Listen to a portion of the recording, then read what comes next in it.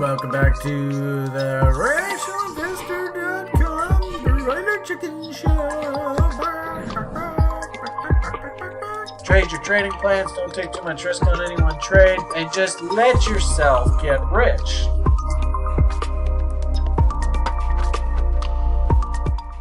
Hello, everyone. Welcome back to the Rational Investors. What is this? This is the Broiler Chicken Show. Why broiler chickens? Why not? Sounds like a perfectly good and appropriate product to trade. I suppose if you are a trading veteran, you'll remember the days of us trading broiler chickens on the CME, although didn't last very long. Anyway, I always get a kick out. In fact, that was, the irony of it all is you could be trading poop coins, you could be trading live cattle, you could be trading S&P 500 futures, you could be trading Bitcoin. It's all. What we really do is we actually trade human behavior. It doesn't really matter. You can actually even leave the title of the market blank. Makes really not much of a difference. And the irony of it all, prices don't really make that much of a difference, especially if you're trading futures contracts. Everything's all pre-vetted and stuff. So kind of a funny anecdote. Why on earth do you call it the Broiler Chicken Show? Well, why not? Sounds like a perfectly acceptable name. We are here Sunday. It is the end of the summer. Labor Day weekend. I would imagine the only people who are really paying attention to the markets right now are absolute crypto junkies. Anybody still squeaking out the rest of their summer break in mom's basement? China, God, can we please get something to rally here? This is horrible. Hate to say it, but actually, this is a hallmark of a greed market. And also too, this stage of the economic cycle. Interestingly enough, in the last economic cycle that we went through, crypto really wasn't even alive. Coming out of the dot-com boom and the first, George Bush Jr. Presidency, and I suppose second. And the irony of it all is that their effery actually set the stage for this modern era that we're living in now, with the hyperinflation of the money supply and all that kind of fun stuff. So I would actually argue that this particular part of the cycle, if you really wanted a history lesson, you should go look sort of the beginning of the 1980s. And I suppose with it being, just halfway through 2024, we're almost halfway through the decade, eh? So you'd say almost like, 85, the end of 84. In fact, actually, I remember I was living in LA in 84. I went to the Summer Olympics there.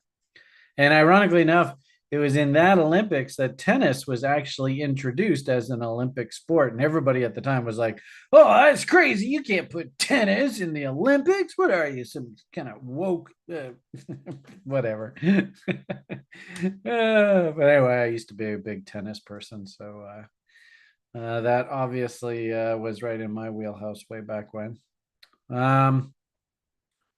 But I might argue that if you were going to go look back in the economic cycles, probably 1984 is a good reference.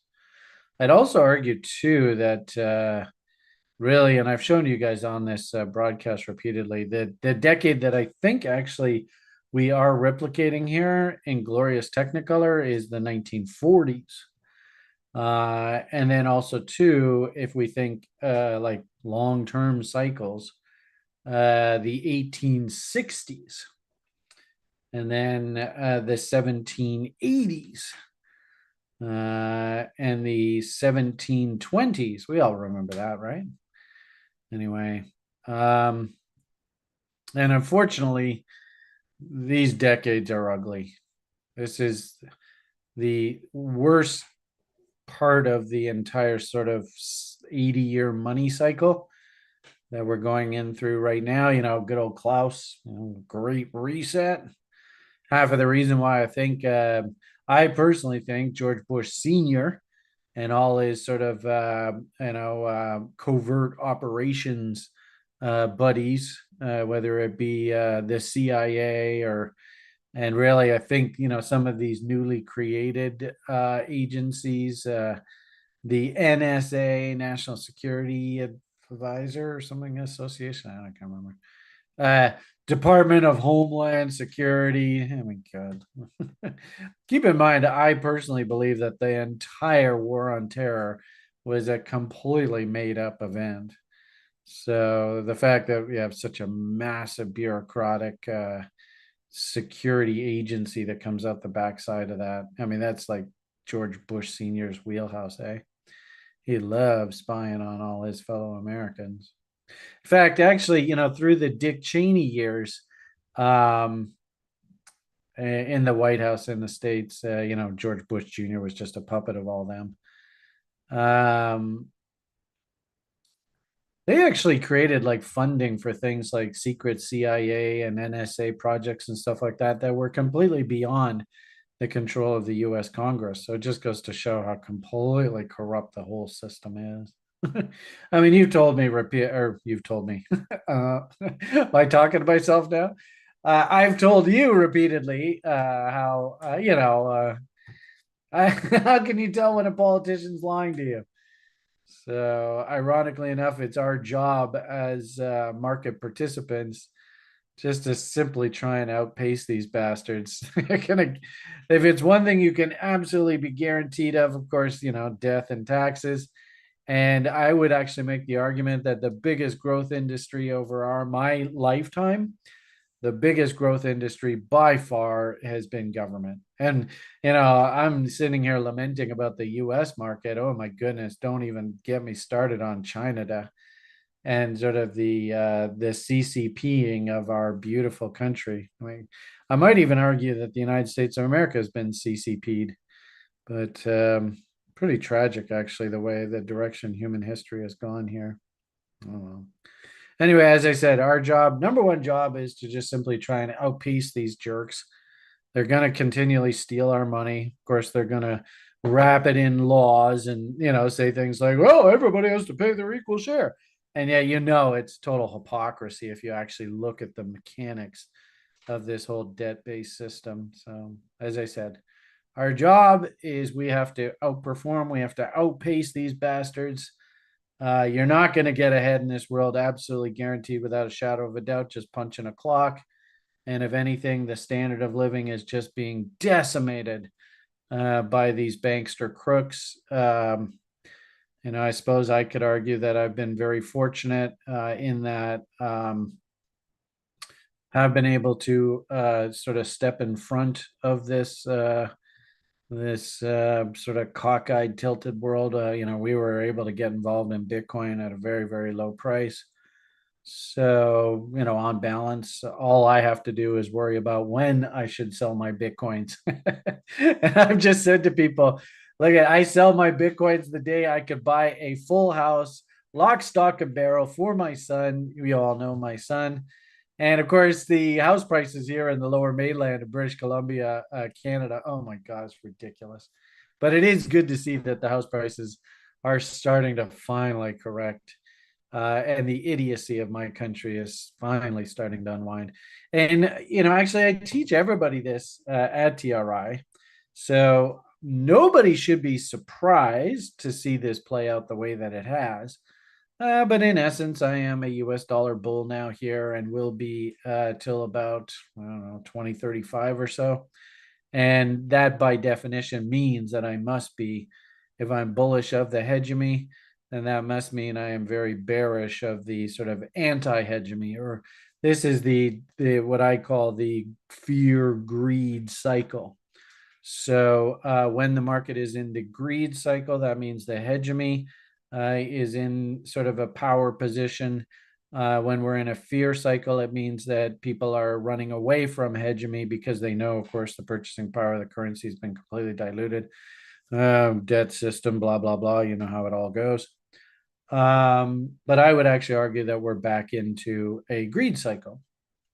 And interestingly enough, at the very peak of the fear cycle, and this is exactly what should happen, is when I say things like Canada is a short, everybody looks around at me and like I've got my head on backwards. And of course everybody laughs at me, and I stand up and I yell out the window, if you're Brave Vancouver, British Columbia, Canada, you stupid idiots, you're buying into a bubble, you idiots. And you only see this after the fact, years later. And actually, there was a really, really good piece that I watched yesterday. I have to say, the one thing that I am is I'm a technician. I love price action. I love price charts. I live for this stuff. I literally do. There's a there's no way I could do what I've been doing here for you guys. Day in, day out, week in, week out, month in, month out, year in, year out. I've been doing this with just publicly with you people for 10 years now, without exception. In fact, actually, just recently, I forced myself to take 2 weeks off. And I think that's actually the first 2 week period I've literally taken off of the market in like 10 years. And I just sat there on the couch like a total vegetable and went, oh, this is so awesome. Don't have to think. For like 2 weeks straight. It was great.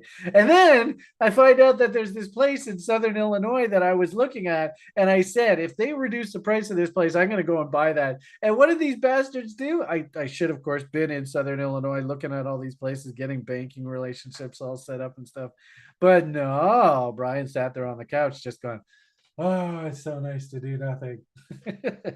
Anyway, they went and reduced the price of the damn house. And so I'm sitting here going, I should be buying this place. What the fuck am I doing? Buying when they're crying. But anyway, I still think that there's, over the next 6 months, things are going to get really, really screwy in our world. So I don't think there's a huge hurry to go and spend money just right away. I definitely think we got to get through this election. And then what we have to get through is sort of the reaction to the election. Because unfortunately, either way, like I think what happens here in the short term, and actually this is probably a good way to sort of segue into material that we should be reviewing on these shows.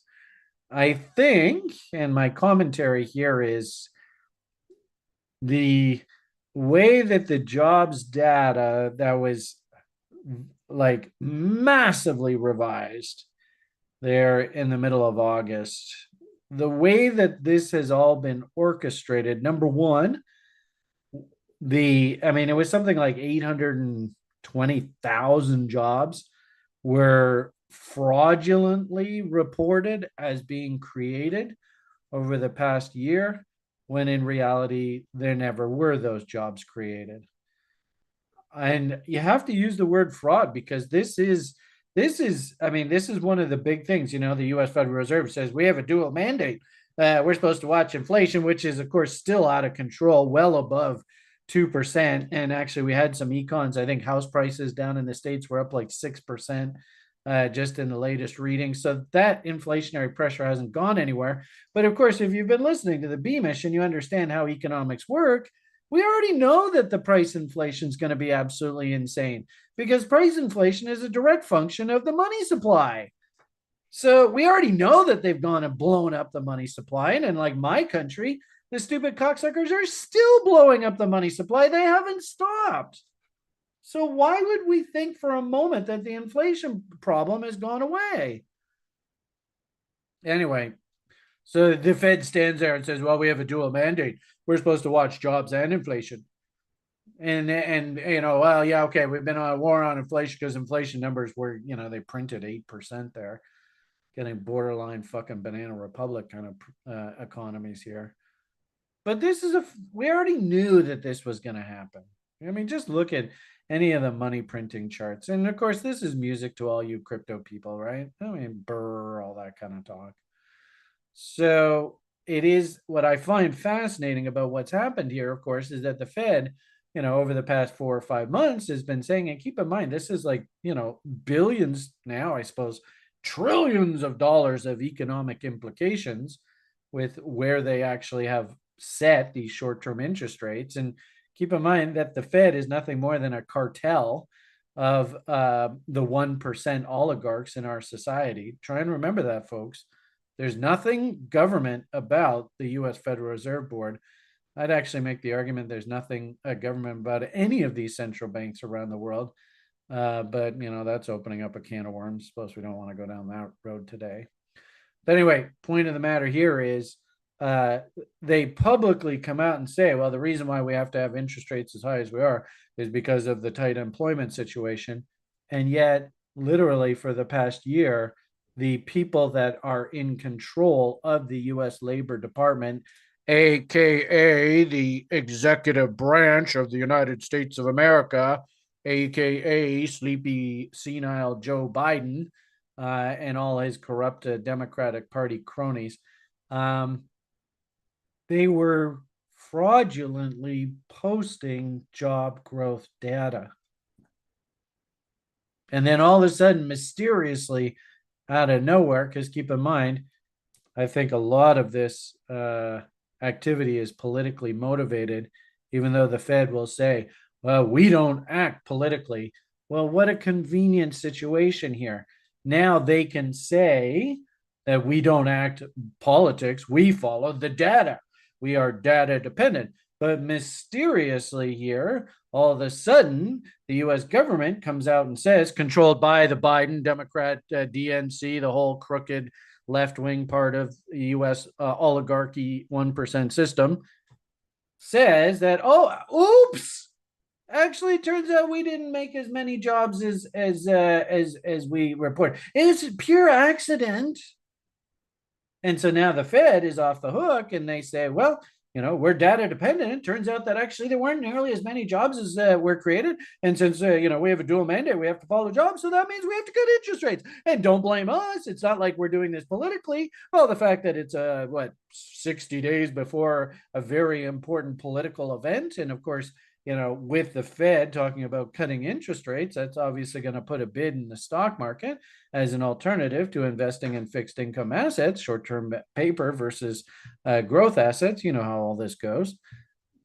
It just stinks. And the worst part about it is, these people, they're very smart. Keep in mind, 10 years ago, well, I guess maybe 20, 30 years ago, they actually used to have bankers that used to talk to the public. And in that kind of environment, the bankers would say, look, you always misinterpret everything I say. So the best thing for me to say is don't say anything at all. And that's basically what Alan Greenspan, his testament is, because he would say the truth. And the sad part about that is, people, a lot of the times, they don't like to hear the truth. And that gets them to maybe do things like sell the stock market. Ooh, we can't have people selling the stock market heading into an election, because that, of course, is going to affect people, how they think about their 401k plans and what's their future look like. So we got to make damn sure stock market is as high as possible. And heading into that election, what's the best way to make rates, to make the stocks as frothy and uppy as possible? Well, let's talk about cutting interest rates, which means, that's basically, stock prices are driven by two things: cost of borrowing money. If a company wants to go into business, 9 times out of 10, they're encouraged to go into debt. I do not like debt. I hate debt. TRI, as long as I'm at TRI will never go into debt. And if that means that we just have to scale back operations and we just don't teach anymore, we don't really do much because there isn't much demand for our products, well, that's fine. I don't have any problem with that whatsoever. And of course, how much do I charge you for listening to my wonderful rants here? Absolutely nothing, right? So we're not corrupted by having like sponsors. I've noticed that 99% of YouTube videos now, right now, I'd have to stop and go, oh, and today's video is brought to you by Suck My Dick sponsor. Learn how to suck dick like a professional. Buy these guys' program. They're the best. I learned how to suck dick like a pro. Or whatever, right? And demonetized. But I don't think we were ever made any money off of this channel anyway. So hopefully that kind of put a smile on all of your faces. Mind you, if we have females in the audience that I don't know. I should make you guys smile too. I don't know. Chris, was that over the top? Was that too much? Chris is my only barometer here. When I go overboard and you got Chris, you got to go, whoa, whoa, whoa, whoa, slow down, Brian. You're going to sink the ship here. Yeah, I was too late to hit the button before you went on that little tangent there, but maybe not so much of Hey, the references to point is to have that. fun with this, right? So, and I didn't name names there, so I don't think that Big Brother can come after me for naming names because I think that's what they really don't like, because they don't like you to go, this one politician, he is the worst. Don't listen to him. He's a cocksucker. Blah, blah, blah, blah, blah. If anything, half the reason why I use funny acronyms for all of these people, like Cammy. Who the hell is Cammy? Well, if you don't know U.S. politics, then you don't know who Cammy is.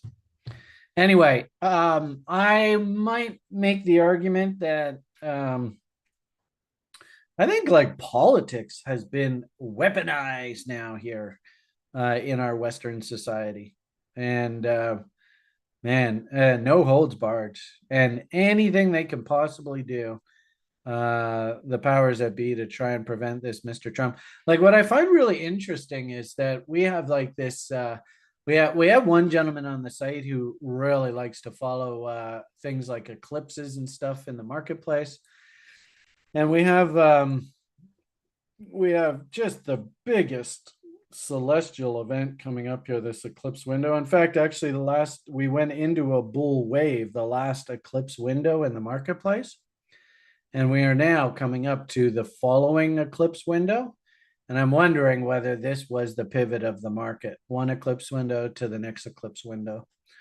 Interestingly enough, you can see coming out of that last eclipse window, you can see the big W in price.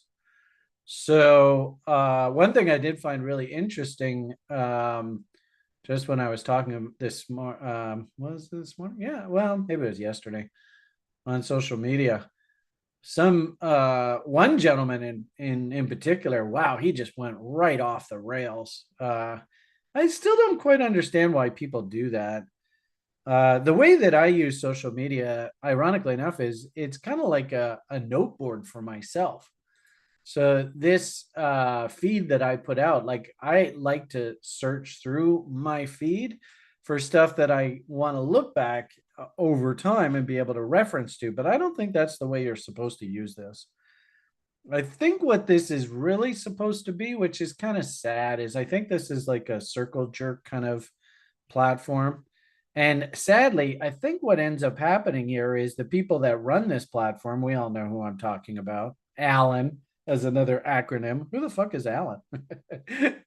um, I think that they actually try and trigger the users of this platform, especially the way that they have designed this. They're constantly trying to get me to follow other people, and obviously Alan himself and stuff like that. I don't care. I actually really don't even follow that many people. I think like it's like maybe 10 per, no, not even, maybe, well, I don't know. I think it's like 500-600 people or something that I follow, and I don't know, a few thousand people follow me. So, but especially with all this kind of stuff, I definitely think that they're really trying to trigger people. And I think what ends up happening with these social media kind of venues is it's almost like you're encouraged to get into some sort of shouting match. And sadly, I had posted, and keep in mind, I'm just a technician. I, I've been at this game so bloody long that, when I see the market starting to smile at me, in fact, this is what I teach all of you. Um, I've just played this game so long that I know that, especially if I get two M's in a row, be careful here. You're just asking for trouble. I mean, it's got trouble written all over. It's just kind of interesting how we went from eclipse window to into another eclipse window. Do we go and like puke out here into this eclipse window? I don't know. I will say though, that is not an optimistic picture. And the irony of it all is that this isn't really like rocket science what I'm doing here. markets usually like to correct at the very minimum like 50% of whatever their big move is. It's just what markets like to do. And if anything, this is a monthly chart, right? If anything, the fact that, we've been just basically grinding sideways here for what, like 24 weeks or like a half a year, this is probably driving crypto kids absolutely insane. Um, they're used to up only. Um, the sad part about this, though, if we look back in history, I mean, you can see this big move. Uh, Quite often, what I just simply tell people is just try and hunt for markets that have made at least 50% retracement. So if we just change that, so there is your 50% roll. This one had to go all the way down here, right back down to the original bottom. But at the very least, this big pump up here kind of idea, that's what this pullback was, into 50% rolls. If I just change this from there to there, so you can see that this is, the market, just cleans itself up. Um, let's put that back there. Boom, boom. I'll go back to the previous cycle. This correction here was way beyond 50%, 61, all the way down to almost hit 88.6. Even this move, right? You can see from here to here, we came back all the way to 88.6 here again. 50% would be just this tag right here. I mean, we can just go through this cycle after cycle. It's really nothing new. What was really interesting was this was a happening event, and I thought that this cycle actually was a lot like what we're going through now. And interestingly enough, you can see that if you just simply draw good old 50% roll, in fact, actually, that's what this number is here. You see Doink gets slammed into that 50% level and then jackknife right away from there. That's actually what I thought was going to happen here following this happening event. It seemed like pretty logical. I think what unfortunately has happened here, though, is the advent of the futures products, the advent of now these exchange traded funds. It's basically taken the volatility out of price. So yeah, price probably there is the 50% rule that I think that we really naturally should trade back to. Maybe come down and just test that V bottom there. Wicks and tails like to be eaten. Candle body lows for trade location. Blah blah blah. Because we have the ETFs, because we have the futures. Keep in mind the futures and the ETFs both have options associated with them. So that means we have a monthly options expiry. So what ends up happening in this kind of environment is, yeah, we do keep working our way lower, but it's just a long, slow process versus just rip the Band-Aid off and then right back up.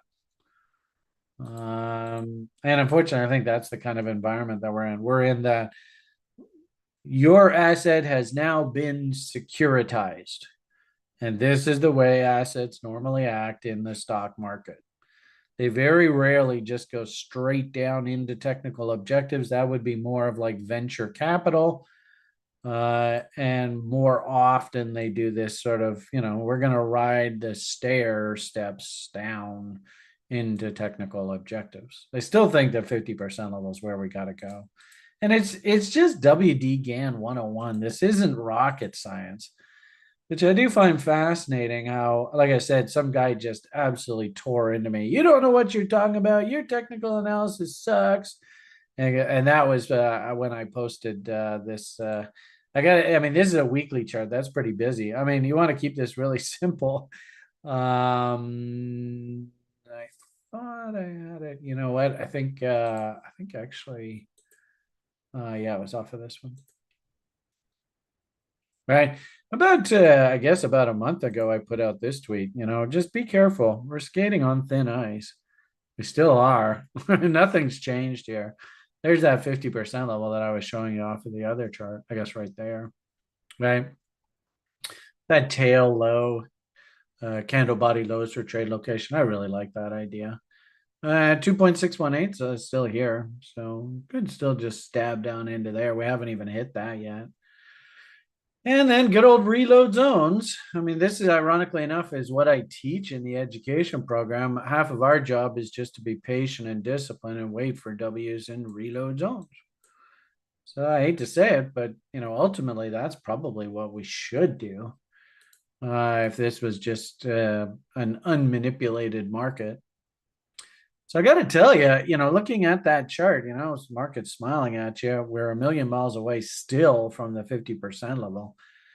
Not a hell of a lot for me to get bullish about this asset.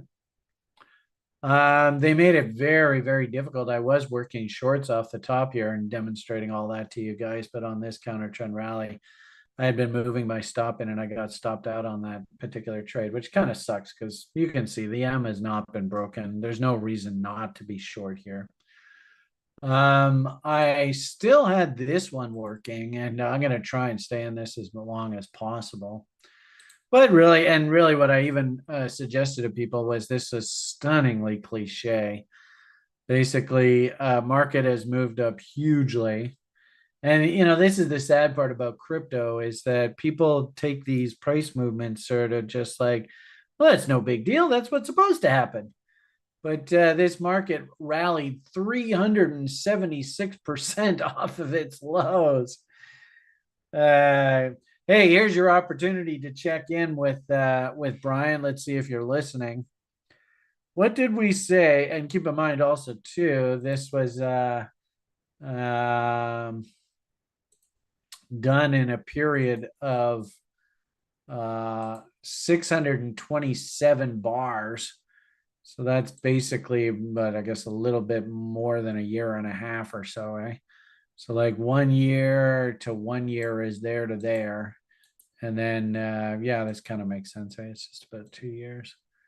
So there's the second year, 1 year, 2 years kind of idea. And here we are. But just out of curiosity, and let's see if you even know this. This would be a good opportunity for you to test your market knowledge. What number do you have to see on a percentage return basis that if you do actually book that percentage return, and I remember I even mentioned this in last Broiler Chicken Show, so I mean, this is pretty redundant. Hopefully you guys start cluing into this. But what number do you have to actually see on an annual basis if you hit this number and your percentage return, you've beaten like 90% of all investors ever. If you can just consistently hit this annualized rate of return number.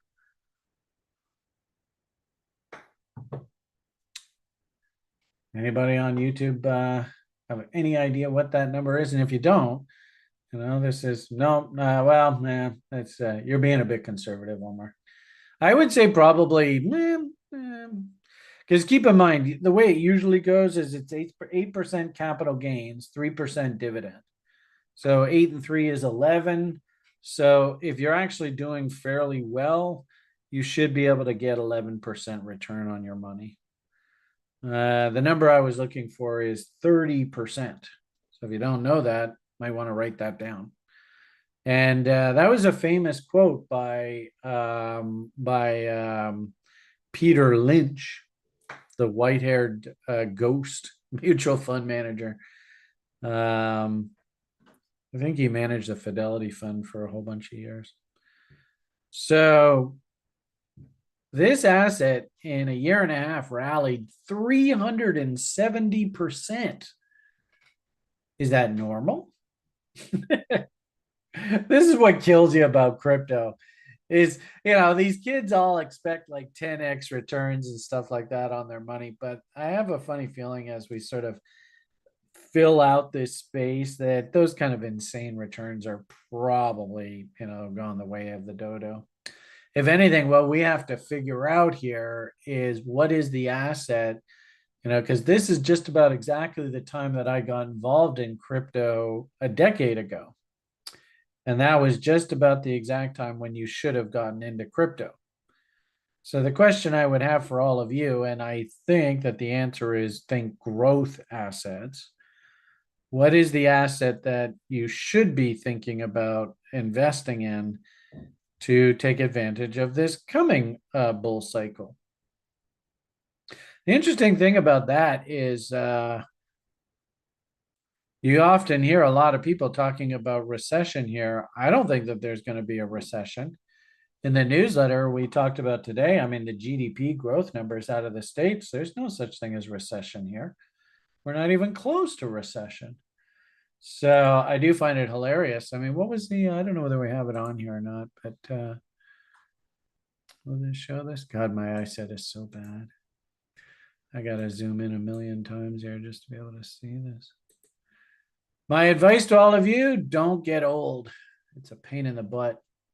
Okay, this is kind of interesting. Any reason why these numbers are empty here, Chris? Am I looking at the right document?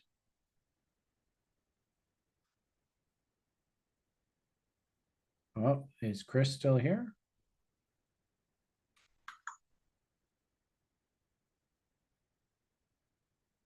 All right. Ha, I caught him napping. Way to go. All right, anyway, here's your GDP numbers. Let's see whether we can, maybe we can see it here.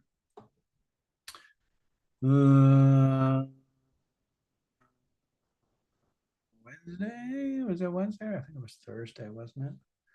Let's maybe do it because it's probably a little bit more than just a 1 star. All right. Where is a GDP?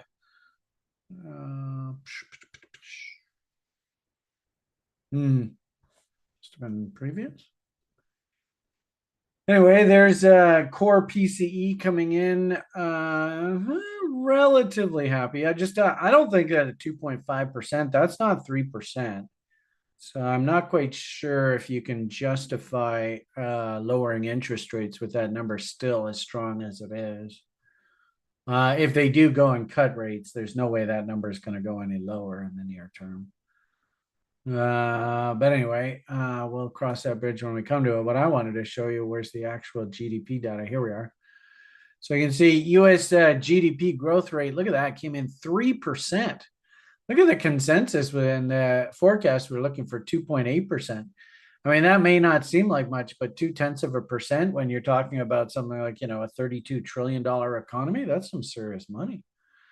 So as well, too, look at the surge in corporate profits. Corporate profits were being reported previous quarter negative. They came in positive. What I thought was really interesting was there was a durable goods order number that came in, and it was hugely expansionary. Like it came in like plus 9% or something, just an absolutely insane number.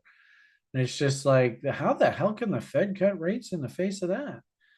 So I have to ask how much of this, there's the durable goods orders. Look at this freaking number. Up 9.9% month over month. How the hell can you justify cutting interest rates in the face of that? That's nuts. So Fed's basically said, and like I said, I started off the rant with, I think the Fed has been, they have the political cover now to cut rates because of this mysterious revision in the employment numbers that just so happened to come out here the middle of August, which of course sets them up. They've said, well, we're data dependent. And now they can say, well, we're just following the employment data. Remember, that's our dual mandate. But long and short of it here, this stinks like fucking rotten cheese. So anyway, we'll see what happens. I guess even good quality cheese, it stinks that bad too. So crazy ass world we live in.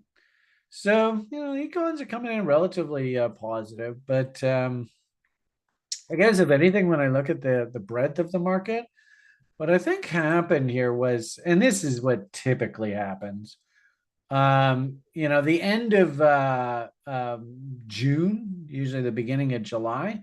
Usually we have a bit of a seasonal trough that comes in that sort of sets up the summer silly season market. I think that trough actually came in there at the end of August. And I think half the reason why this happened here through the beginning of July was, of course, Mr. Biden here was trying desperately to hold on to his job, and it just got day after day after day worse and worse and worse for him. And it doesn't surprise me that the stock market sold off on the anticipation that maybe Mr. Trump was going to be, returned to office for whatever it's worth, and it ain't worth a hell of a lot. But I still think that he's going to win. But the point is we did start to see the market sell off in earnest, anticipating that event. And then all of a sudden, Mr. Biden was politely told, "Get the fuck out of here, you stupid old man. We're taking over." And basically, I think they had a palace coup. I might make the argument that following the palace coup, and it was remarkable to see sort of the whole media machine all, and I hate to say it, I think the American public is being kind of had smoke blown up their ass a bit, because we really haven't.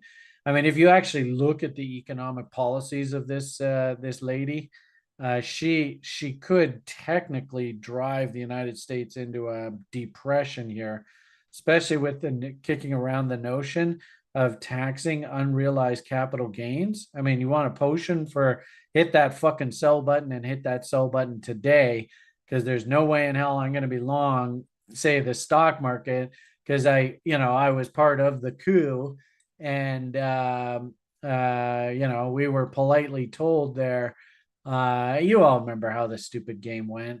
But we were all politely told to get out of the market before the sickness. You remember Amazon? I remember barking about the options open interest here. It was absolutely stunning through this January options expiry, how corrupt the whole fucking system was. Basically, the 1% just sold all of the stock in the stock market to the public. Got absolutely screwed. Amazon publicly, of course, came out and sold, and boom, you saw what happened. Then mysteriously, we found out that Billy Gates was going to go and buy up half of Mexico. And of course, Amazon, Bezos comes in, says, "I'm going to buy all my stock back," and stuff. I mean, it's just just stunningly corrupt. Got politicians coming out down here going, "I will sacrifice my life to save capitalism. So you U.S. taxpayers, you better authorize us to go and do a massive bailout and just hand the Fed a whole bunch of silly money out of nowhere." And of course, that's exactly what happened. And up goes the stock market. I mean, God, it's stunningly how corrupt all this shit is. So, Cami is coming out and publicly saying that, unfortunately, you can't really see it here that well. Cami's publicly coming out and saying that she and she even says things like, "Well, you just have to have the political will to force it. Just watch me. I'm going to do it."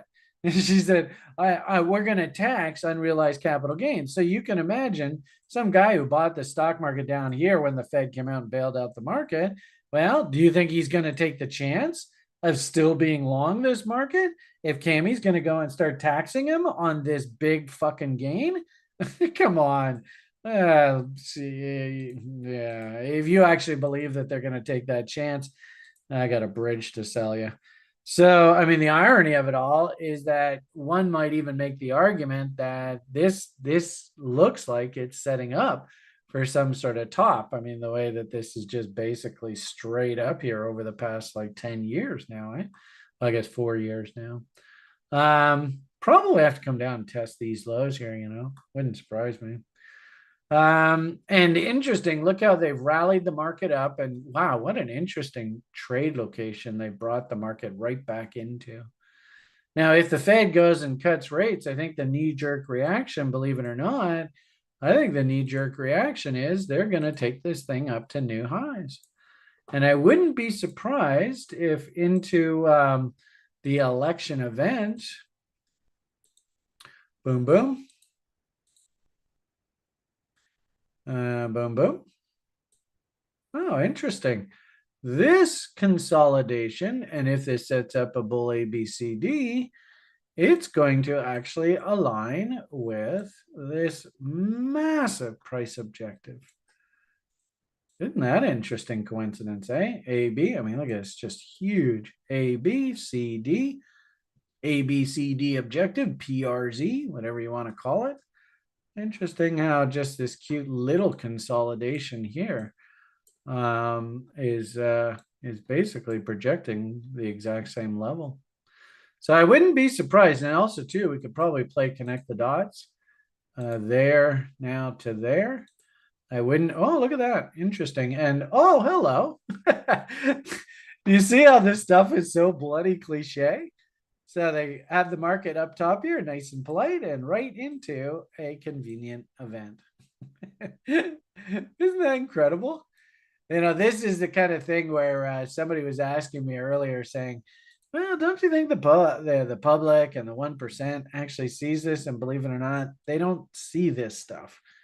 Us as sort of screwy technicians, we see this stuff, but very rarely does the public ever see or understand these harmonics and stuff like that. In fact, if you tell the public this, and especially if I see these overlapping PRZs and multiple price objectives up here, and then things like 1.618 off of this previous range, and good old fog and bomb chaos levels, I start to think that this is basically a slam dunk.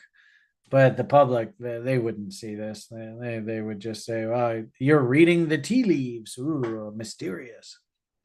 So anyway, the point I would just simply make is we're heading out of the summer break. If anything, I think probably what you should all learn is usually what ends up happening is they place their bets through this sort of summer market condition, and then we sort of bring everything back to look at, if this was the top, then we're going to bring it right back to that level for the Labor Day weekend and the return of the professionals to the market. And I think that's what's happening here. Because keep in mind, most, like sort of, I'm a $1 billion hedge fund manager. Look at me, Gordon Gecko kind of characters. Think of that guy like him. They have no interest whatsoever in being in New York City in the middle of summer. It is a horrible place to be in the middle of the summer. And of course, they're off in the the vacation spots, the Hamptons, Martha's Vineyard. And if you actually weren't part of sort of that in crowd, well, Kennebunkport, Maine, we'll go up the coast a bit. If you know what reference to that is, you'll understand the joke. I don't think George Bush Sr. was ever part of the cool kid gang. But anyway,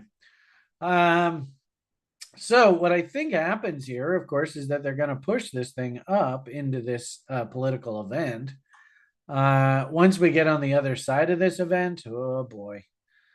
If Cammy wins, then you're going to start to hear people talking about, oh my God, get ready for a massive increase in taxes.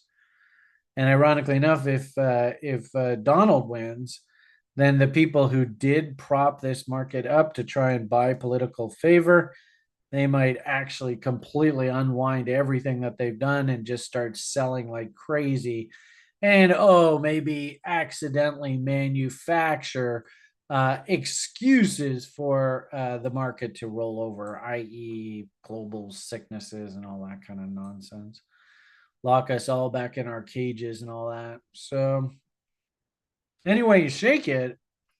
I'm very, very leery about getting too in love with anything, considering what I think is going to happen here in sort of the first, maybe second quarter of next year.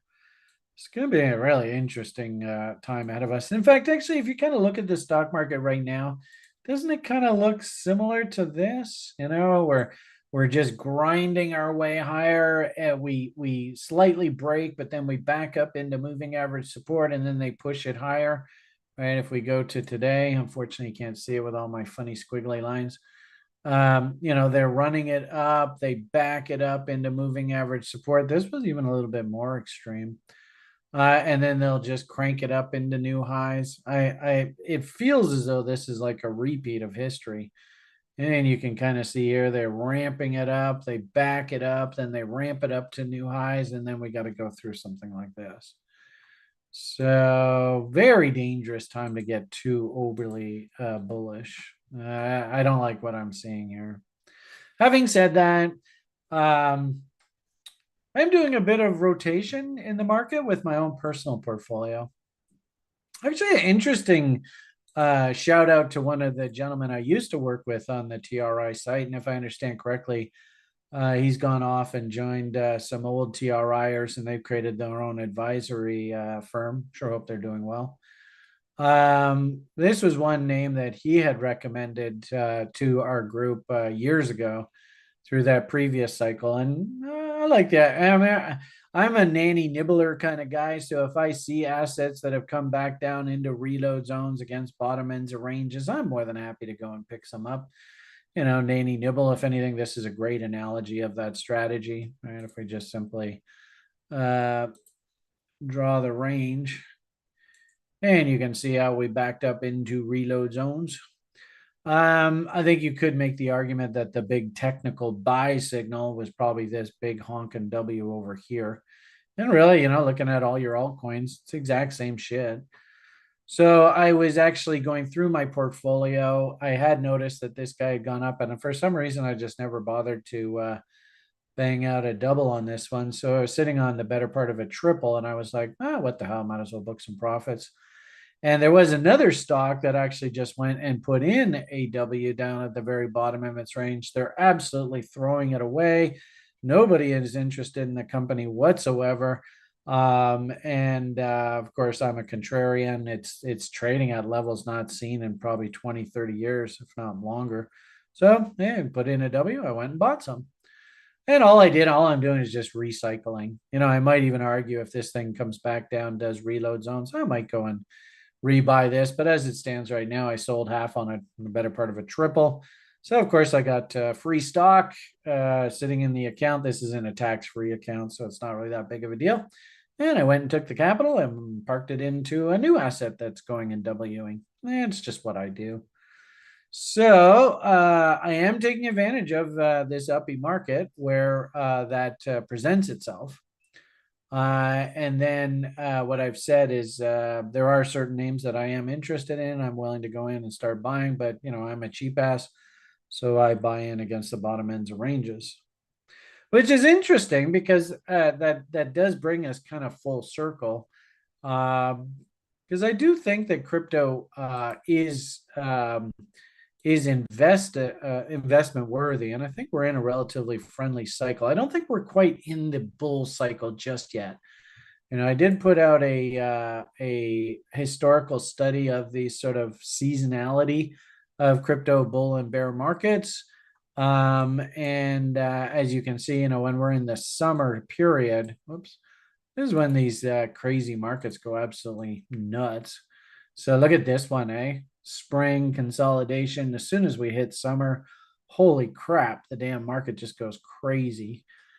Same thing, this is that halvening event that I thought we just went through. So as we were getting through the other side of the halvening event, we did our 50% retracement. Then we got into summer, and then all of a sudden the market just went crazy. Last cycle, same sort of idea. This was the sickness.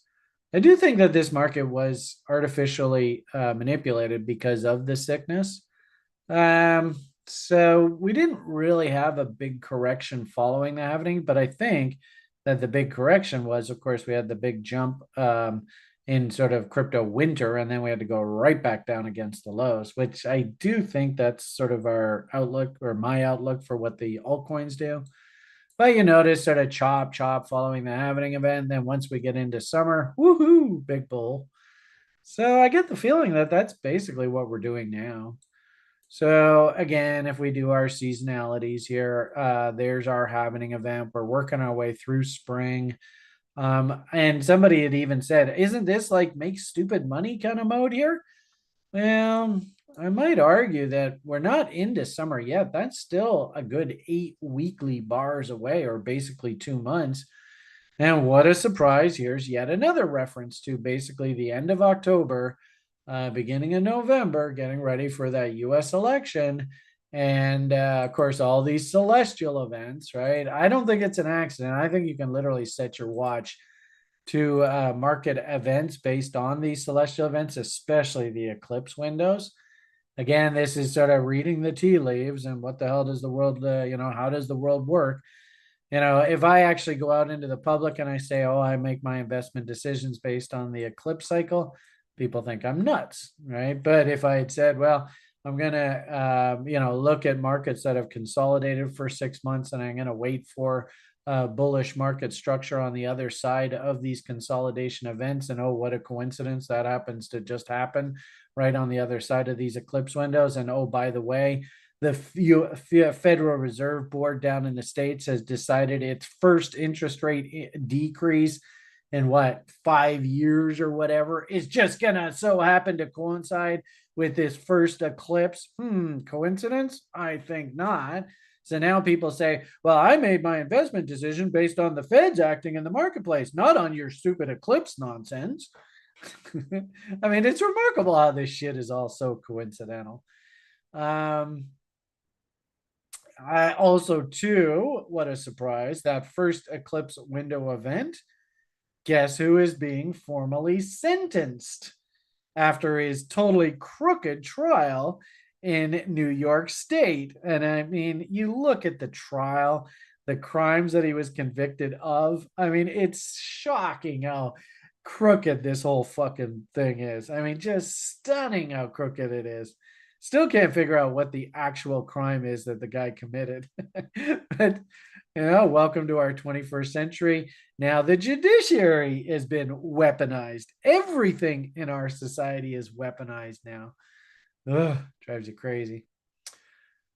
I will say in the short term, we're not through this eclipse. And this eclipse window, I have a feeling this is going to be chaotic, especially if they actually try to at his sentencing event. What happens if he has to show up to a sentencing event and the judge says you are officially being reprimanded into state custody to serve your prison term, sir? The whole fucking thing could go into absolute chaos here. I mean, I've been on this planet 50 bloody years. Longer than that, unfortunately. I've never seen a situation like this. This is insanity. So you actually going and risking your hard-earned money in the marketplace and taking new bets and new, leverage trades and shit like that through this? It's borderline irresponsible is what it is. And if anything, that's my job here, folks, is to point out irresponsible behaviors. I mean, if this is a bull, okay, fine. Show me 3 higher lows, right? You all know the bot setup. The fact that just 3 weeks ago, we were panic dumping and we traded all the way down to 49,000 and change on this silly thing. And now all of a sudden we're in some sort of great new bull market. What? How does this work? It doesn't make any sense to me at all. And, I got to tell you, one tell that actually leads me to believe that, yes, this market does need to come down. You want to see this one tell?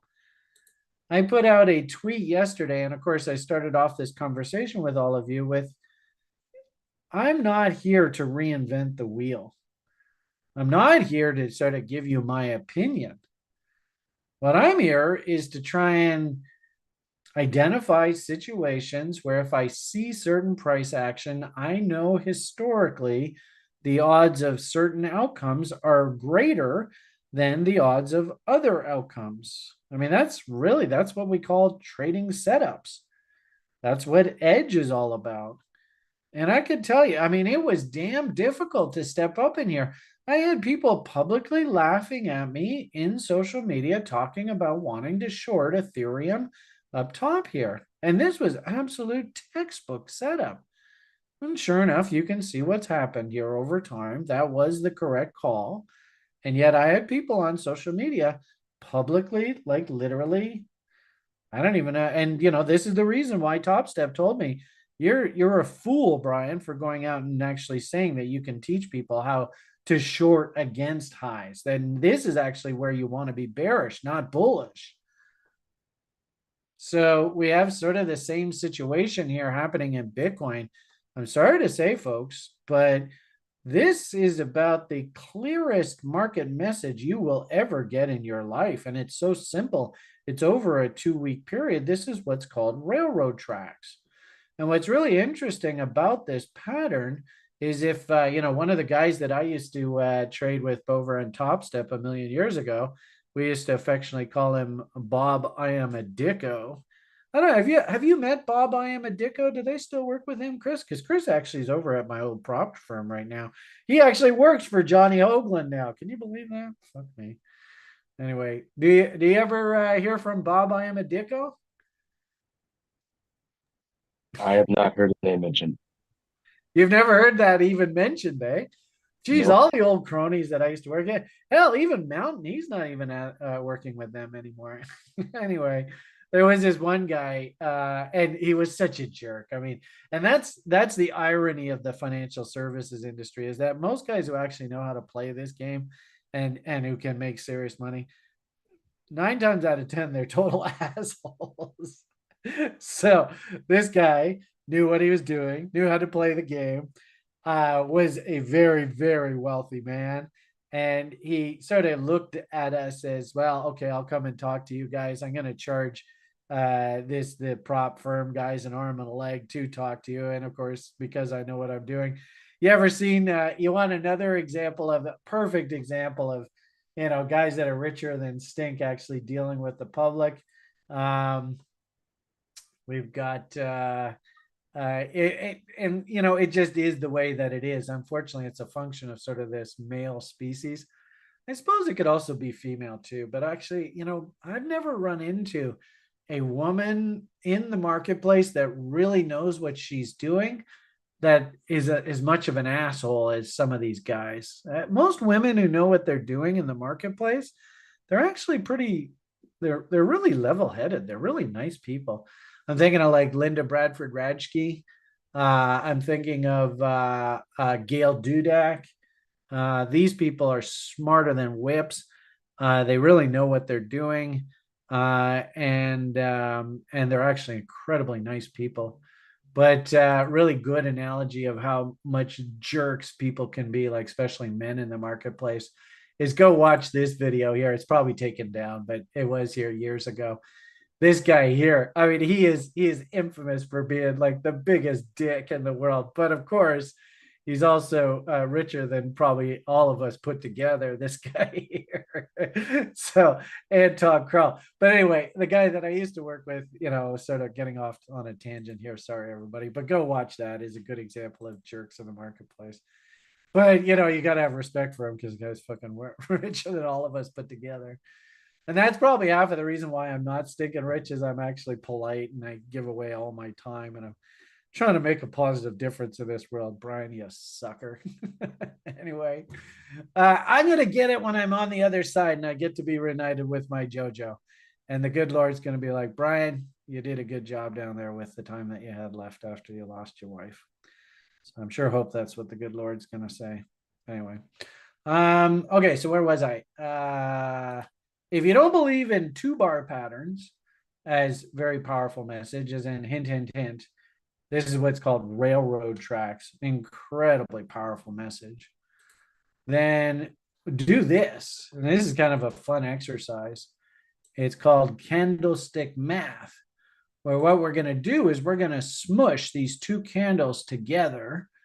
And you tell me if this creates anything. We'll go 2 weeks, and then that way that will take both candles. At least it should have. That's interesting. Didn't do anything. Huh. Okay. Well, I'm kind of stumped why that happened. But what should have happened here, and I mean, just think about this in simplest terms. Not quite sure why that didn't happen. Is no, actually, I'm a little stumped by that. Anyway, if we take this candle, this is a big up candle. So let's go that as a big green candle.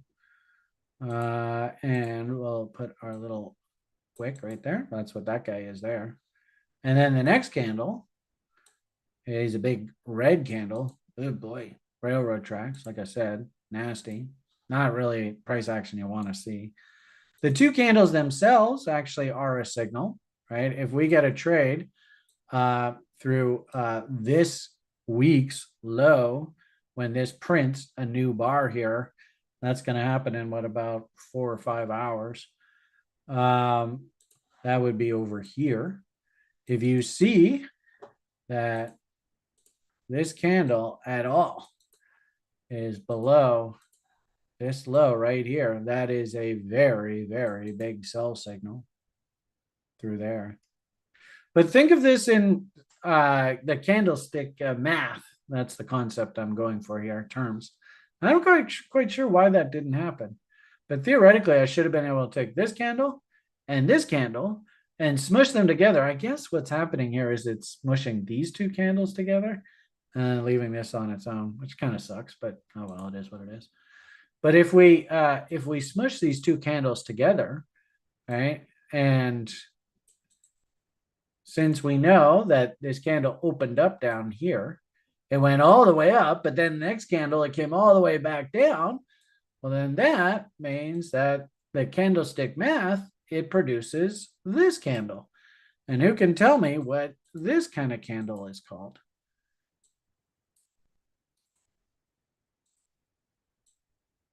Right there. Can't even see it. All right. Maybe we'll even give the body a little bit more size so you can actually see it. Where's the drawing thing? There it is. What is this kind of candle called? So hopefully you can see that. Big up candle, big down candle. This is called railroad tracks. But if we actually took these two candles and smushed them together into one candle, what is that candle called? Yeah, it's inverted hammer, Richard. Good try. Shooting star. And the worst part about this, right, is that if we finish like this, where you can see where the open and the close are basically the same, this becomes an even more important candle. Who can tell me this is a shooting star, but it's also, turns out it's one of my favorite candles. And the funny thing is that a guy at Top Step, who used to be their barker for them back when they used to have a public rant session. I don't even know if they even talk to the public anymore. He used to always mention this candle, and it drove me nuts, but it actually is the perfect trade candle. So does anybody know what the name of this candle is? If the body is really, really small like that, hint, hint, hint, that's your answer right there. Yeah, but more importantly, what type of doji? That's where I'm going for, Richard. This is what's called a gravestone doji. And actually, Eddie is the guy over at Topset. He used to always go on about gravestone dojis. And interestingly enough, just in my trading over the past year or so, I have absolutely fallen in love with gravestone dojis. They are the just sickest trades. So I don't know whether I can show you a gravestone doji here in the past on the corn. Woo, here's one. Look at this. Do you see that bad boy right there?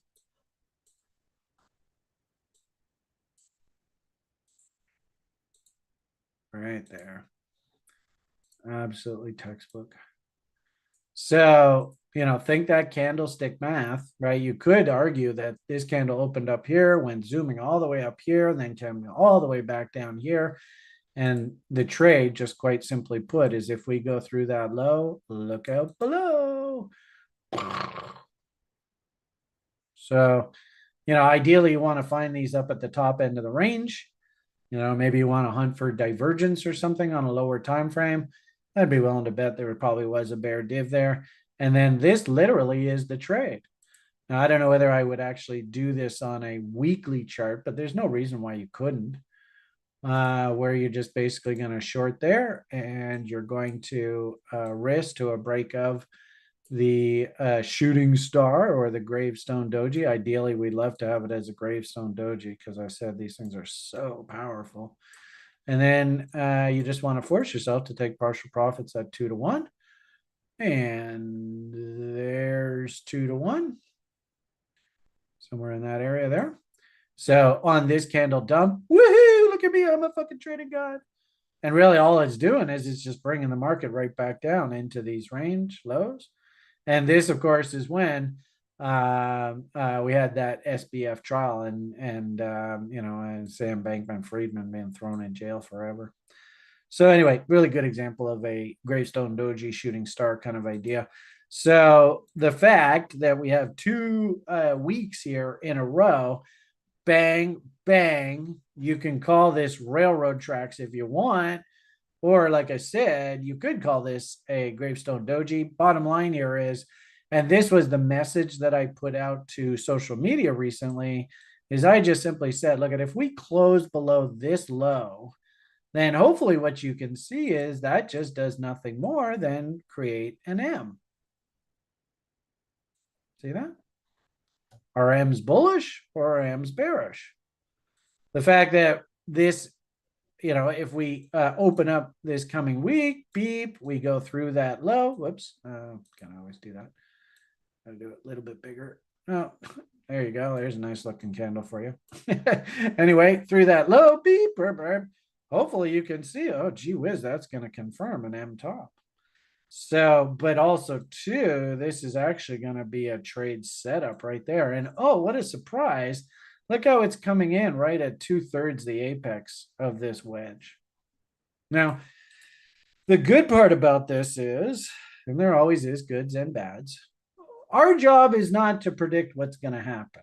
That is not our job as traders. And I think that's what I think a lot of people, when they read my sort of public rants and stuff, my job is just to simply say, and this is a monthly close. Keep in mind, we finished August yesterday. So we are now officially into a new month. My job is just to simply say, if I see all these M's, is that bullish? What letter of the alphabet do we have to see bear, bullish? Right? We want to see W's. And notice, as soon as this thing W went through there, all of a sudden, okay, fine, we can take off. Never did an M here. We got 2 M's in a row here. So this is sort of like that ETH trade where when I put the tweet out here and I said, the statistical odds, I'm not predicting what's going to happen here, but the statistical odds when we M out against the top end of the range, the statistical odds are that we have to work our way lower. That's just statistics. It's not like I'm making some grand prediction about the fate of crypto. I don't think, ironically enough, Ethereum even cares. Vitalik, he's talked at length over the years about how he doesn't like to have Ethereum priced this high because then it doesn't make his supercomputer competitive on a world stage. And other people have come along and, Solana and all that kind of talk, and they've actually undercut Ethereum. And I think they've stolen a lot of business from Mr. Vitalik. So in a weird sort of way, I don't even think he even wants price to be as high as it gets. But that's, the insane orgy of how the public operates. There's no reason this price has to be anything other than just pure function of supply and demand. And, when people start getting into fucking circle jerk orgy craziness and, ETH is going to have an ETF. So as a result, a whole bunch of new demand is going to come pouring into the market. And what does Mr. Vitalik say in the face of that? I would imagine through all these ETFs and stuff like this, I'm sure Mr. Vitalik said, this is not going to help the competitive nature of my product relative to other products. The one tell that I noticed that I think that price actually does have to come off here a bit more was this is a pretty simple message. And anybody who respects market structure, anybody, and oh, Jesus Christ, I've already been blabbing away here for an hour and a half. It is what it is. Anybody who respects market structure has to respect the fact that this thing's emming out here in your face. You have to respect that.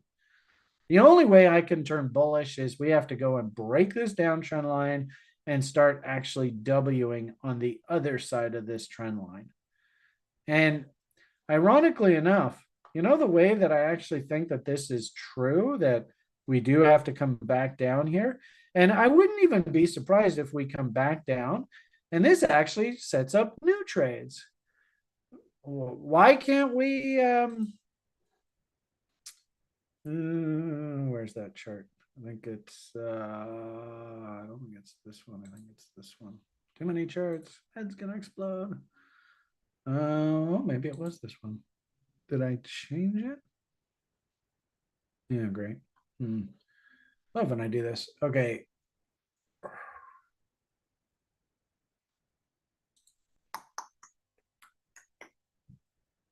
One of these darn charts. Oh, I think I have it on my laptop. It's over out in the living room. Oh, now I'm blowing up all my memory. Oh, well, let's see here. I think I can use this here.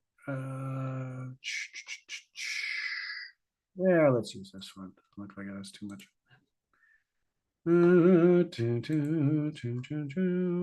Monthly. Boosh. Let's remove drawings. There we go. All right.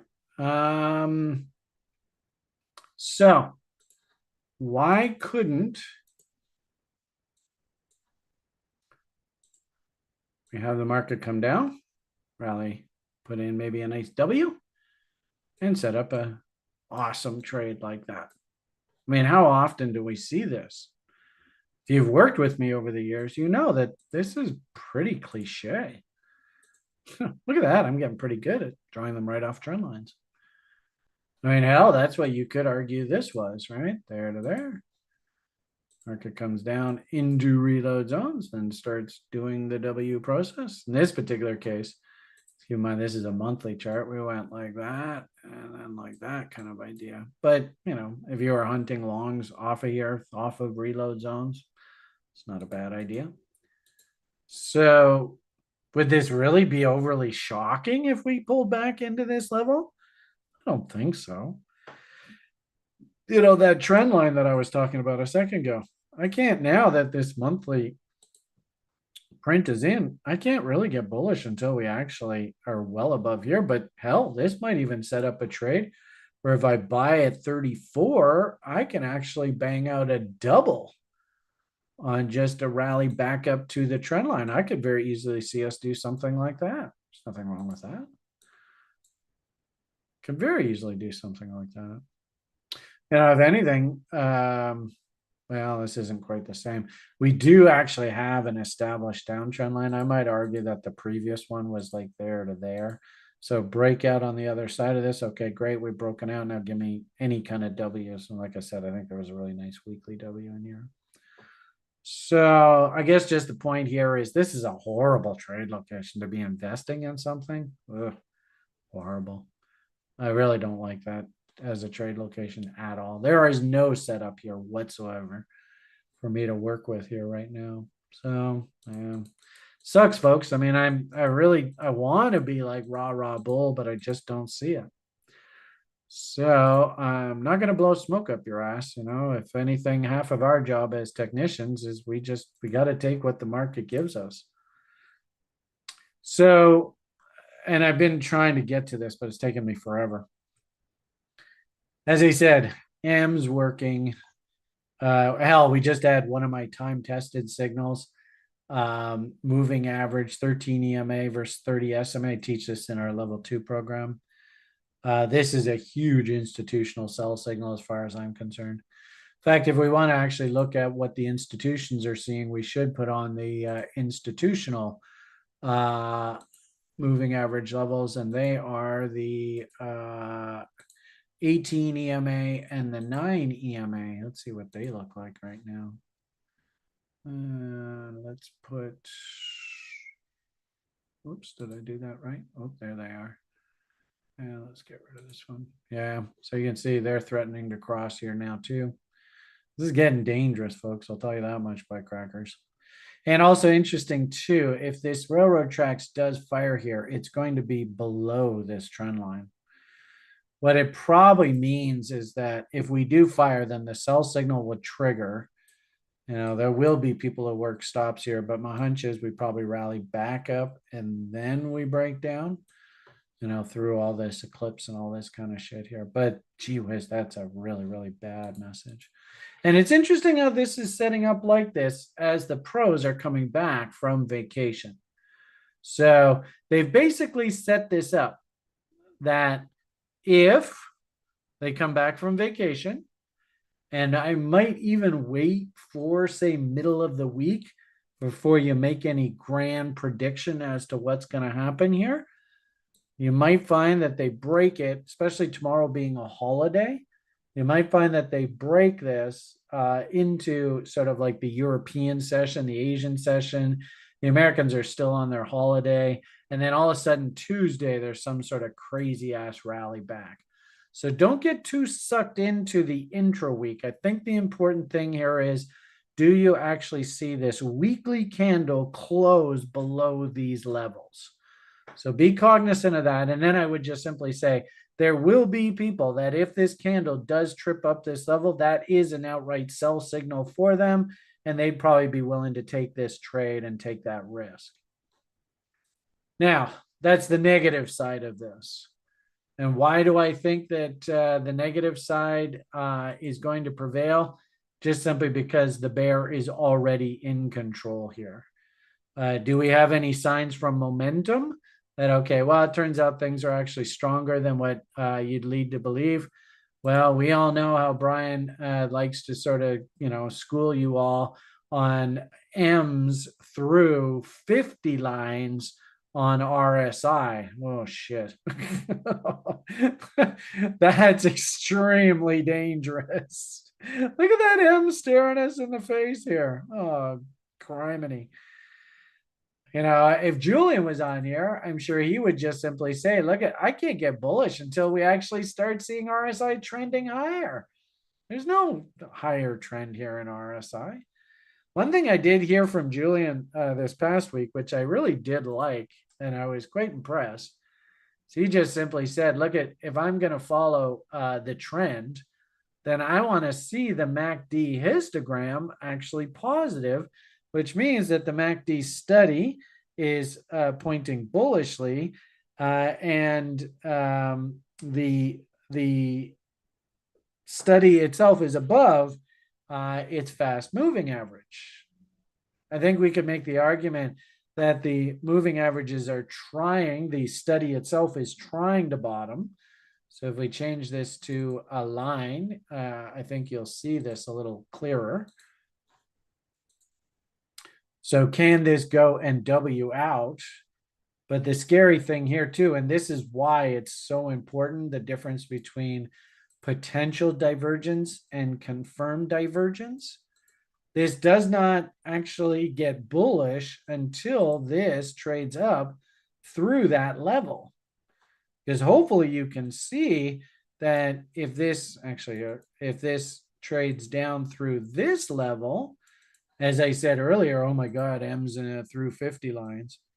That actually becomes a new M and a new sell signal and bearish momentum. So we can't even, as I said there a second ago, Julian, he would prefer to see this above the zero line. Sjord, also to his trading model, he likes to see that this histogram is up through the zero line, i.e. on a weekly basis, this thing is trending higher. Right now, we don't even have signs that this thing is finished going down. I don't mind starting to hunt signals, like I said. I don't mind hunting signals if this actually fires, because then that will be a market structure in the indicator that tells me that we should be thinking up. But I fully respect, my business partners and anybody who say, well, Brian, I'm not going to turn bullish until this thing's actually above zero. So the fact that MACD has not bottomed here yet, and RSI is, like I said, there's no sign of a bull trend here. There was a cute little W that came in here, and I think you could argue this probably, stop the bear. But if this big honking M comes in here, that's going to smash all of that. And then you might even argue that this is an M, and then if we go through this, that's another M. So then we have, two M's and through 50 lines, and oh boy, all hell could break loose. So I don't see anything internally here to suggest that we've turned. I suppose one good thing that I do see here is on this absolute insane tail low here. And unfortunately, we didn't close right up at the top of the candle. It would have been nice had we closed right up at the top, because then you would have called that a hammer or a dragonfly doji kind of idea. But because we closed here, and if anything, the following week, you can see this is in essence the doji. Market doesn't really know what it really wants. We tried to break up to the top side, and then the following week, nope, sorry, take that right back. As I said, we get any follow through. Now that, the pros will come back next week, we get follow through here. That's going to smash any of this bullishness. And of course, that's going to start firing all those RSI signals and all that kind of crap. So it is interesting to see how volume did come back. But notice, like I said there a second ago, if we actually confirm through here, you can see the potential M coming back in on OBV. And of course, our momentum indicators have not bottomed yet. This could spell trouble here going forward.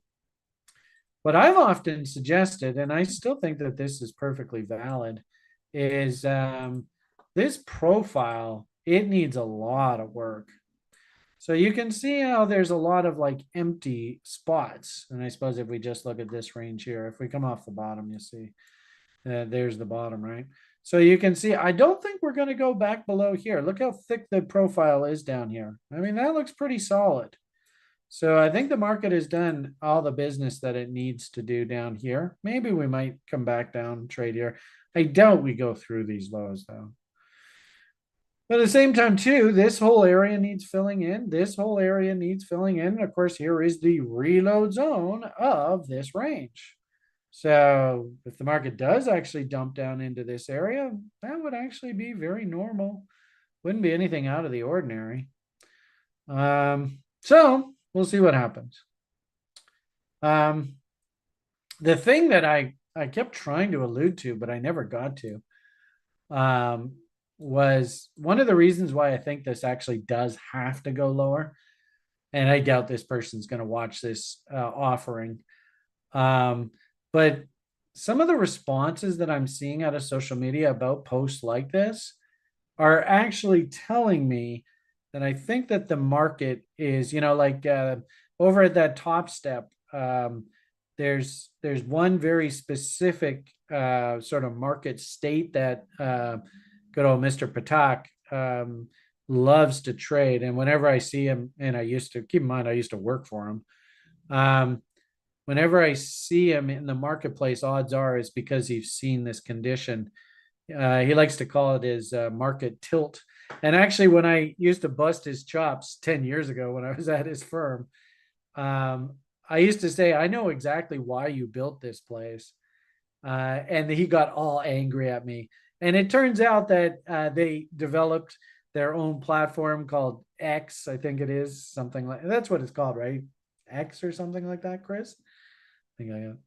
Anyway, they have a specific indicator on it called the market tilt, which is exactly the reason I said originally 10 years ago to Nebraska why I thought that he wanted to build the whole top step place. Is he wanted to somehow create an algorithm to measure that market tilt.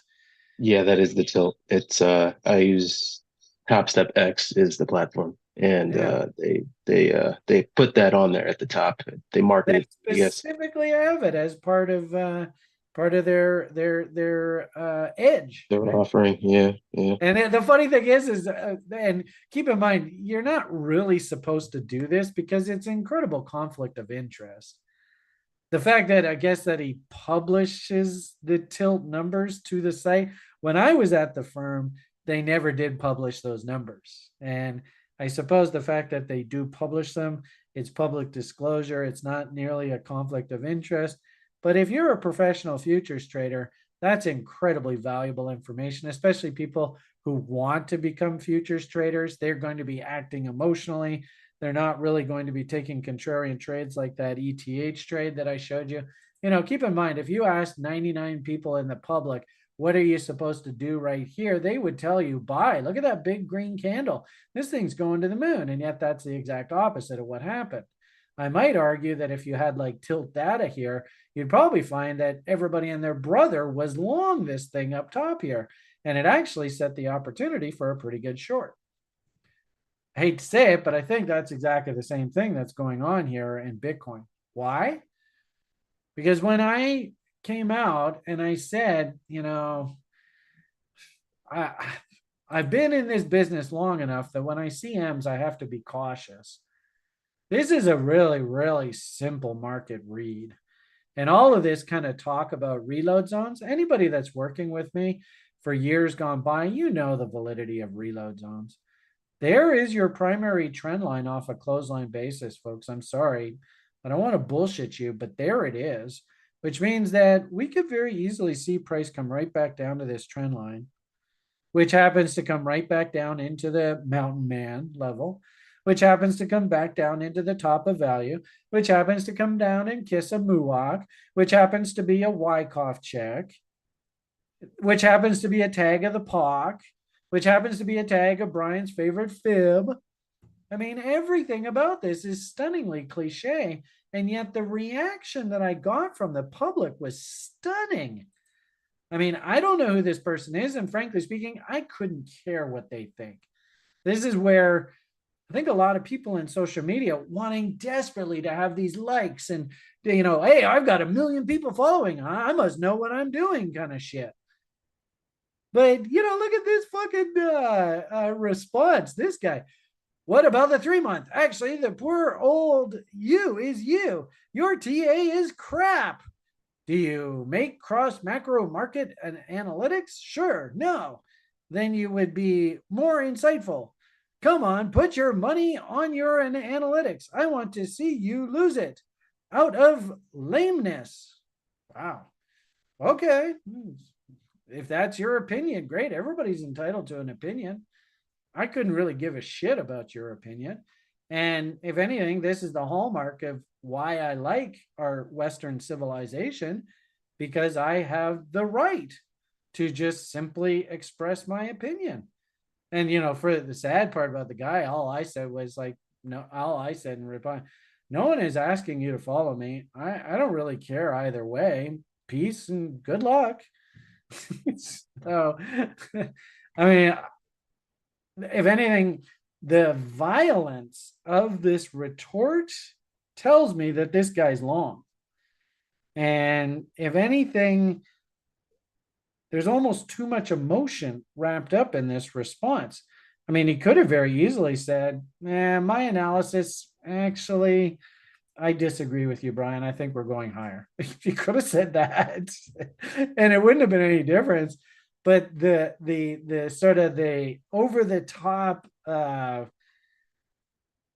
vomit, vitriol, acidic sort of response.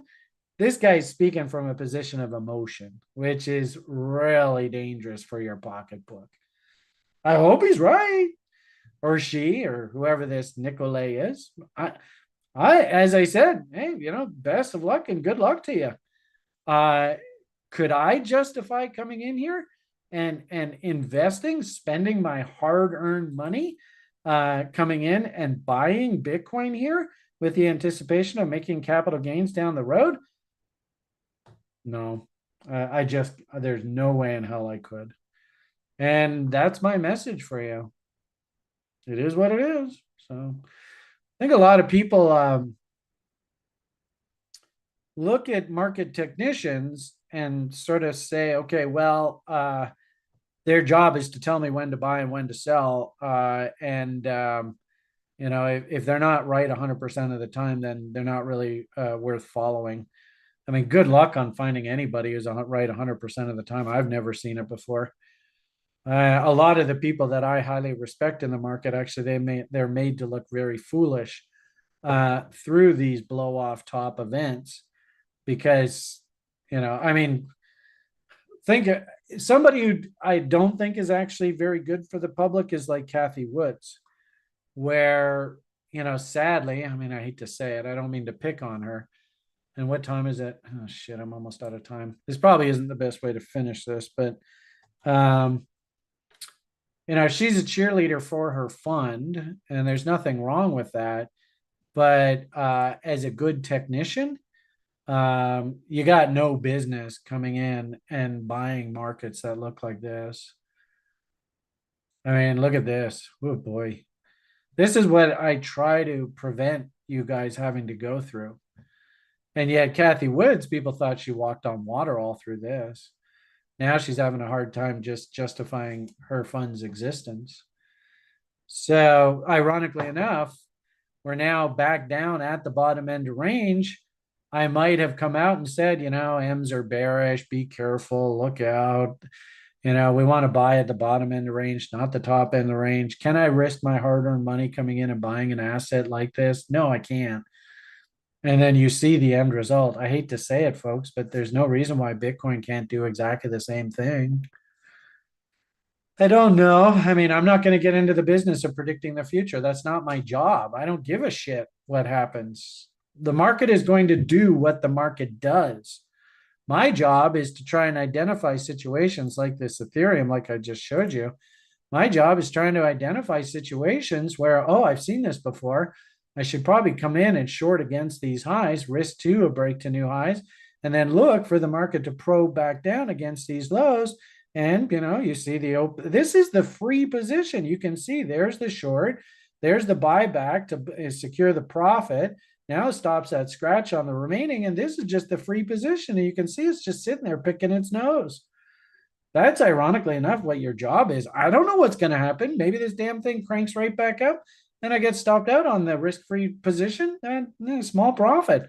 Maybe this thing rolls over and this thing turns into just an absolutely insane trade. What I will say, and this is my opinion, I'm a pretty big fan of these confluence of levels. You've heard me talk about that. And actually, the total market cap chart's also a really good example of this. I think we got to come right back down against this reload zone, against these previous lows. I think that the altcoin market is actually acting this cycle the way that the Bitcoin market acted this previous cycle. So I kind of think that, on the altcoins, we're kind of like, sadly, we're kind of like right here. And we still got all of this ahead of us. I wouldn't even be surprised if we dump some more here on the altcoins down into respectable levels. Then we have a counter trend rally back up into resistance.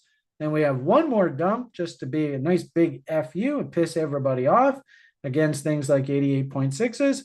And then we just go straight up, remember, into that orgy crypto summer cycle event. So there's your market cap sort of summary of what to see out of Bitcoin. But I'll tell you right now, that is not a pretty picture. So the good part about this, there is always this overlining.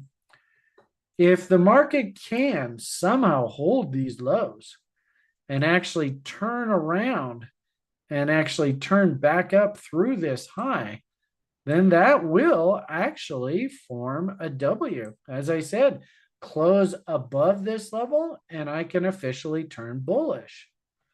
But I can't officially turn bullish until I actually see that happen. And the irony of it all is that once that happens, then I've got to deal with this downtrend line. And what it says to me is I probably shouldn't get bullish until I see the W actually come in on the other side of that. So let's all, cross our fingers, cross our toes. Let's have these lows hold. Get in there and buy. You people, why are you sitting there listening to me? Get in there and buy your Bitcoins and get this damn thing back above here. If you can, then my report will be like, whew, we just dodged a bullet. That was damn close. That's actually what I think of the state of the market right now. So there you go. I've got 5 minutes left. Way to go, Brian.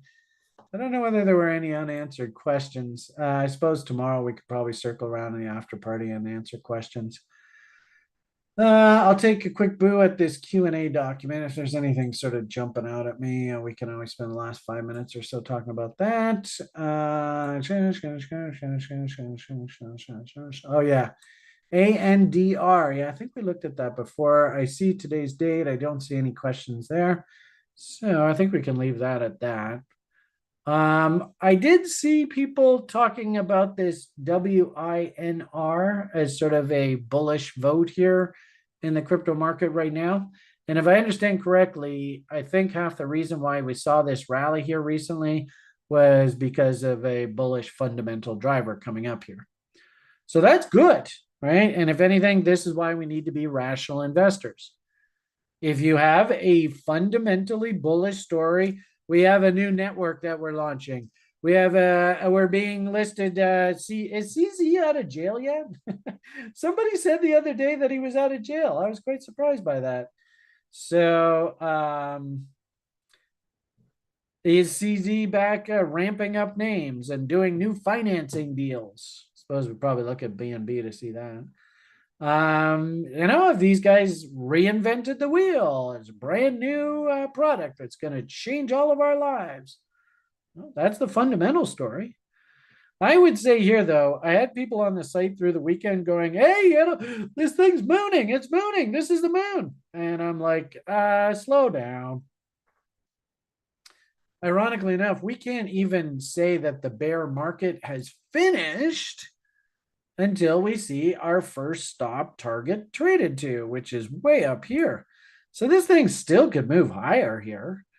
It really wouldn't be a big surprise. And if we actually look at primary trend lines, because this high here is higher than this high, I think this is our primary trend line right now. So that means you could easily see this rally continue all the way up to 50% rules. Wicks and tails like to be eaten, candle body highs. Where's my buddy Joe from Coinigy, right? He knows where all these people are sleeping right now. So there's a whole bunch of people that would love to get the hell out of there. Oh, what a surprise. Right into trend lines, right into mountain mans. And also too, interesting, we can actually start doing like massive chaos theory levels. I would also say too, that this to me looks like the formation of an inverted head and shoulders. So if this is an inverted head and shoulders, then that means, oh, look at that. If we break through the neckline, well, probably got to head up into. This is, we used to call this, I don't know whether I think he's still in the space. I don't hear too much from him. But Colin and the dump chasers and the pump chasers. So 38.2 to 50% level, that would be sort of, this is a bear and we want to chase the bear and sell. So this would be the dump chaser zone. If you thought this was a bear, you don't want to short down here because we should bounce to 38.2s and WTGAM 50%. So if this is a bear, then we should expect this thing to rally back up into first stop targets, relieve the oversold condition, do this inverted head and shoulders, then go and M out and boom, back down we go. So I certainly wouldn't use moon kind of conversation here. Do appreciate that it was a nice move off the bottom. And what I was sort of telling people on the site is, the little old lady, of course, if she was down here buying, which isn't a terrible idea, especially if you had things like bullish momentum divergences down here. Oh, look, MACD's making higher highs. Ooh, look at the RSIW. Oh, look at Willie Stupid, blah, blah, blah. Look at the volume ramping, blah, blah, blah. I don't really have a problem, but where would you sell half on a double? Even if you bought this huge breakout level way up here, that's 2 cents. So that means at 4 cents, you're selling half on a double. Well, that's up in here. That's not moon talk. I'm sorry, Richard. I've run out of time here. I've got to go off to Liam now here. So if anything, this is a great sales pitch. Come on over to the site and get yourself registered, even if it's for the 30-day trial. Post in the daily brief request room that Brian, I'd like you to look at this, and this, and this, and I'd be more than happy to in the after party tomorrow. Okay, Richard? That's that. Keep in mind, this is supposed to be my public tease to encourage you to come over to the site. And of course, if you haven't learned any of this stuff and you haven't got an idea what the hell I'm talking about, well, maybe get your butt into the education program. So anyway, finishing this thought. I was encouraged to see that people on the site were posting, hey, look at this one, it's rallying. But then I also posted that, for God's sakes, don't go and buy here like this was yesterday. Interesting how it banged into an 877. Is it worth learning about chaos theory? I don't know. You tell me. Interesting how we banged into wicks and tails like to be eaten, candle body highs for trade location. Interesting how we have potential inverted head and shoulders. And if we stalled right at that level, then we should look for a pullback to test the left shoulder, which would be right here. And oh, gee, what a coincidence. That is going to be a reload zone. Oh, what a shock. So what I said to people was, look, I would look for 877 tag. I would look for your 4.669 retest. That's what this move is here. You want to work stink bids? If this is an inverted head and shoulders, we will not lose this low. So what that says to me is that working stink bids down in this area, I think would be a really good idea. And you're just simply going to risk to a break of these lows. You could little old lady this, and you don't have to worry about getting stopped out. You could Joe six pack this, and if we do break through these lows, then you better get the hell out of there. You could margin or leverage trade this, although, you know, this is an interesting one. I know Chris, he likes to play on this MEX exchange, and they do have some leverage products. I'm not really the biggest fan of trading leverage products on things like venture capital, because keep in mind, this name could be highly, highly manipulated by just a few whales. That's the nature of venture capital, and that's why I don't leverage trade venture capital. I'll leverage trade things like futures contracts, big stocks, stuff like that, but venture capital names I don't really like to leverage. So this would either, in my eyes, this would either be a little old lady. We're just going to accumulate against the bottom end of the range. So keep an eye on things like 61.8 fibs. You can see how we came close. There's no reason over the next week or two we can't pull back into there. Or B, I'm going to Joe six pack this, but if I am going to Joe six pack, I think I'd like to see the market come down. I'd actually like to see divergence painted, and then I'd like to see a W in price, and then I'd go and pull the trigger.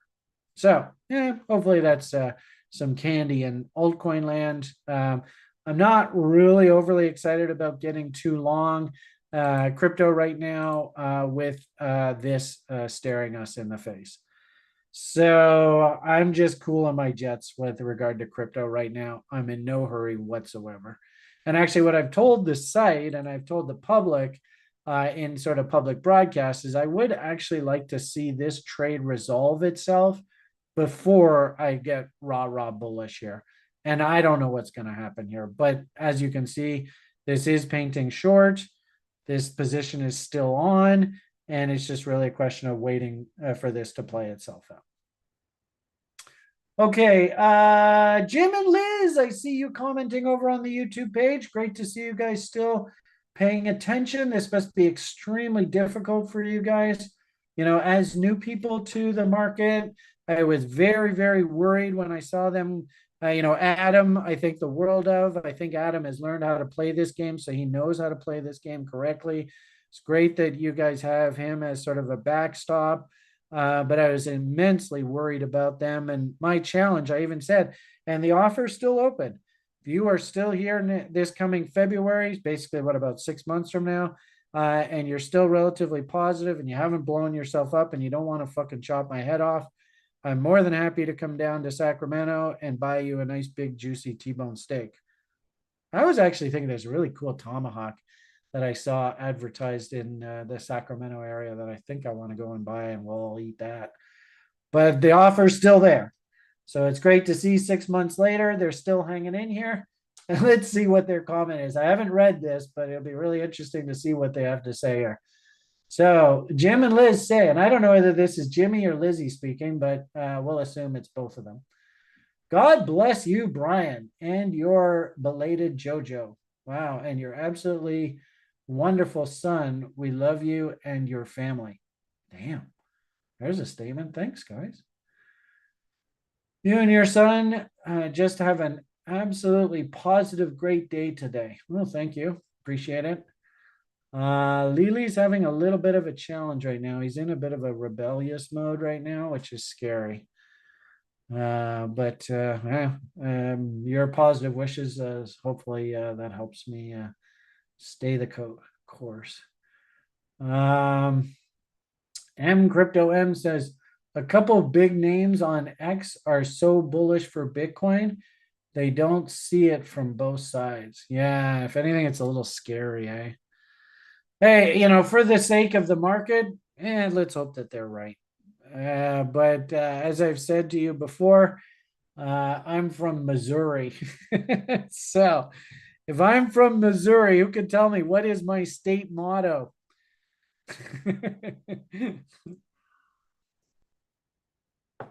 And as I said a few minutes ago, I'm not going to believe anything that I see in the market until probably about Tuesday, Wednesday, Thursday of this coming week. This Ethereum could have a nice rally here. But then you might find midweek the pros, they've settled back in and the damn thing rolls over. As I said there a few minutes ago, and I've said repeatedly here, Bitcoin is just teetering on a fucking cliff here. But you never know. Maybe tomorrow, through the very illiquid Monday session, they take it through here to try and goad the sort of weekends into panic dumping. And then all of a sudden, Tuesday, Wednesday, Thursday, they bring this thing back and they punch through the highs. Great. Do it. The interesting thing is we're talking about a range of about $3,000 or $4,000. Frankly speaking, I don't even really care about that. It's not really that much money. I beg your pardon, about $8,000, $9,000. If anything, I think it's probably in our best interest just to let this thing break out. And if we can get this kind of price action, this thing's going to go so freaking high that you're going to look back and you're going to go $3,000 or $4,000. Who gives a shit about that? That's not really that big of a thing. But I'm from Missouri. You got to show me that you're a bull. Right now, you're showing me that you're a bear. So I can't touch this thing and I can't change my opinion until you actually show me that you are a bull. And that, folks, I think I'm going to leave the video off on. So have yourselves a great rest of your day. Thank you for the best wishes for Lily and I. And let's all, fingers crossed, next Sunday when I have this session with all of you, we all look at the screen and go, son of a bitch, look at that goddamn W that came in here. Let's fucking rock and roll. That's what I'd love to see. But right now, I can't be bullish. All right. Have yourselves a great day. PMA for the win. Slow and steady wins race. The only thing I left to do, don't ignore win the goals. Oh, and bye for now. Oh, and maybe consider joining our education program that starts in a week or two. Our sales pitch.